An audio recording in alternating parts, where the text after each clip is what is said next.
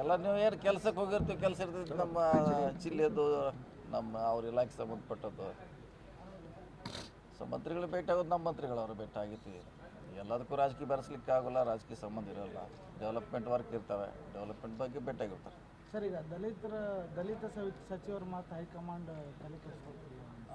High command ತಲೆ ಅದೆಲ್ಲ ಇವತ್ತು ಬೇಡ, ಇವತ್ತೊಂದು ಶ್ರೇಷ್ಠ ತೋಳ. ಇವತ್ತು ಯುಗಾದಿ ಇದೆ, ರಂಜಾನ್ ಐತೆ, ಎಲ್ಲ ನಾವು ಎಲ್ಲ ಕೂಡ ಒಟ್ಟಿಗೆ ಬಂದವ್ರೆ.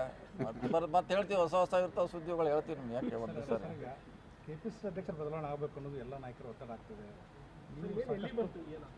ಸಾಕಷ್ಟು ನಮ್ಮ ಹಂತಲ್ಲಿಲ್ಲ, ನಾವು ಅದಕ್ಕೂ ಆ ಮಟ್ಟದಲ್ಲಿಲ್ಲ, ನಾವು ನಿರ್ಣಯ ತಗೊಳ್ಳೋದು ಅಷ್ಟು. ಅದು ಹೈಕಮಾಂಡ್ ಅವ್ರು ಹೇಳಿದ್ವಿ, ಈಗಲೇ ಸಾಕಷ್ಟು ಸರ್ ಹೇಳಿದ್ವಿ. ಹೈಕಮಾಂಡ್ ಅವರೇ ನಿರ್ಧಾರ ಮಾಡ್ತಾರೆ, ಕಾದು ನೋಡೋಣ, ಇನ್ನೂ ಟೈಮ್ ಇದೆ. Okay, thank you. ಈಗ ಹನಿ ಟ್ರಾಪ್ ಸಂಬಂಧಪಟ್ಟಂಗೆ ರಾಜೇಂದ್ರ ದೂರು ಕೊಟ್ಟಿದ್ದಾರೆ, ಏನೆಲ್ಲ ಬೆಳವಣಿಗೆ ಆಗಿದೆ? ಅದು ಪೊಲೀಸ್ ತನಿಖೆ ಮಾಡ್ಬೇಕಷ್ಟೇ. ಈಗ ನಾವೇನು ಹೇಳೋಕ್ಕಾಗಲ್ಲ, ಪೊಲೀಸ್ ತನಿಖೆ ಮಾಡ್ಲಿಕ್ಕೆ ಕಾದು ನೋಡೋಣ. ದೂರ ಸರ್, ಮಹಾನಾಯಕ ಬಗ್ಗೆ ಯಾರು ಅದೆಲ್ಲ ನಮಗೆ ಹೆಂಗೆ ಗೊತ್ತು. ಈಗ ನಾವು ಯಾರಿಗತ್ತೆ ಹೇಳಲಿಕ್ಕೆ ಆಗ್ತದೆ?